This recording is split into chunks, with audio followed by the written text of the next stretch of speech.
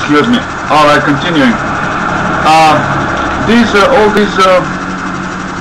European Roman intelligentsia and European Commission for Human Rights and European historians, period, that are silent and whatever, and all this sabotage of our getting back on our feet, reacquiring our dignity, Bosnian dignity, is simply a sabotage. That's why, since they're hitting us now when we are the weakest, when we're still dazed and confused with the war, taking advantage of it. That's why we must not trust them again, ever. And I do mean ever. Now we know what they're capable of. Alright? Now we know. And they will not change. They've taken this step knowing fully that if they are caught, they'll have to live with that forever. They are caught. And so is our government that's silent about it. This could have been a deal of we won't kill you, just get that gypsy history, the pride of it, as they call it probably, the pride of it down, and we'll, cut some slack to the rest of whatever, you and the European gypsies. That's why they're going along with it. Now continue with the history. Upon all the nobles being transferred to Bosnia, another noble, to Čavoglave, from Bosnia to Čavoglave, another noble from town of Novi, also town full of patrons,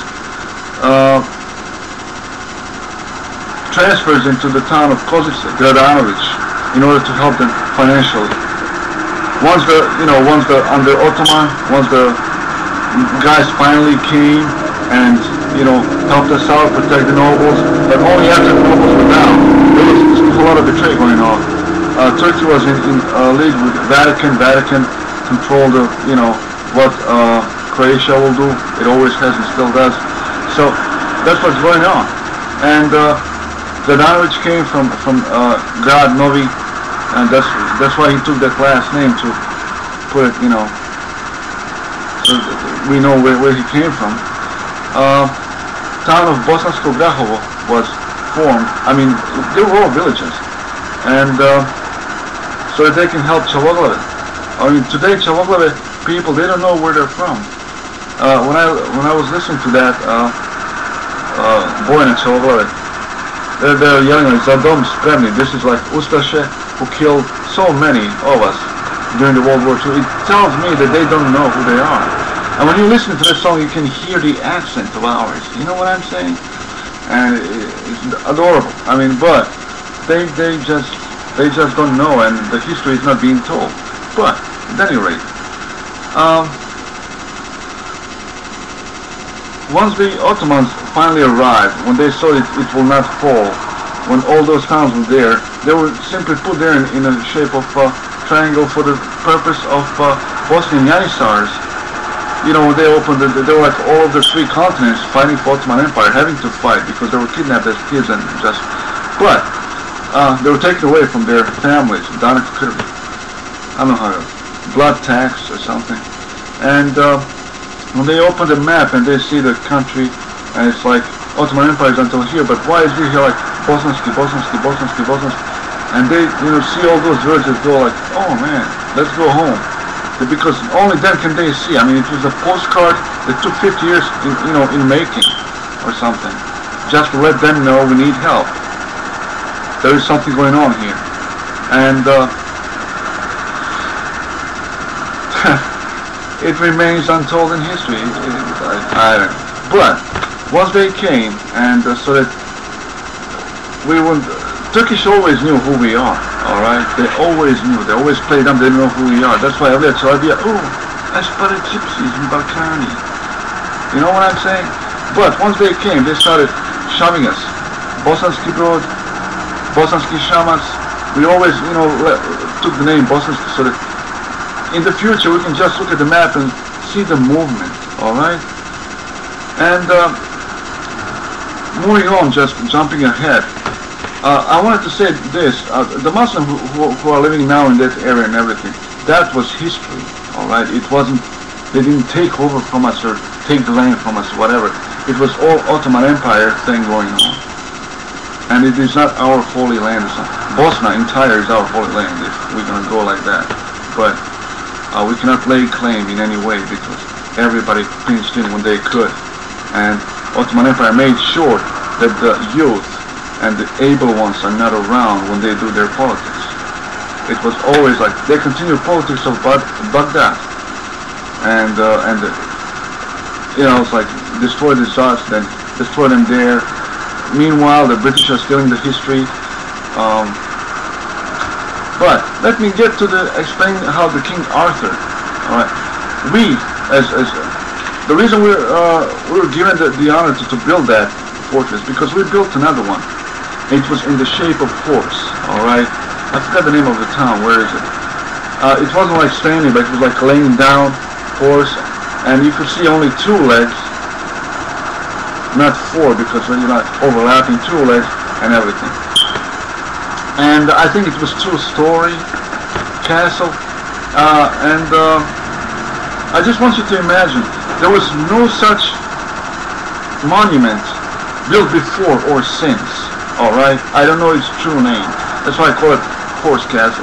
But imagine living in a country where such architectural feat and grace of concept has taken place. I mean, this thing alone can take the rest of Renaissance on its back and, you know, prance around weightlessly. And it was destroyed by Ottoman Empire. One of 500 castles in Bosnia that were destroyed. And it was destroyed because, according to Muslim legend, Muhammad the Prophet got on a magical horse, went to heaven for 3 days and returned, you know, and that. So it was too much for them. Imagine having that in your country, having the river Dunav, which they cannot cross because of Osman's dream, upon which the whole concept of Ottoman Empire, so they had to rename it to Drina. Having Kotromani's family, Tvrtko, who constantly defeats them, but he organizes, he's creating an empire to fight their empire with the skill of Abu Bakr, the Muhammad the Prophet's friend,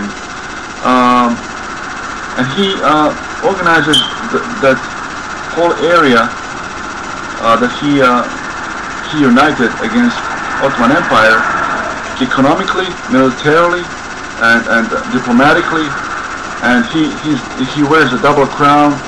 Basically, Ottoman Empire thought he was touched by God, which is why, this is the concept, you have to understand that. In order to understand why did Ottoman Empire hop around so long around us, they could have conquered us before.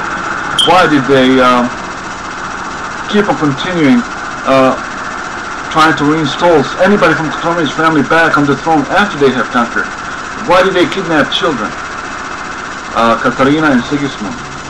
This, understanding this, and you know, puts it all into concept. It understands their, it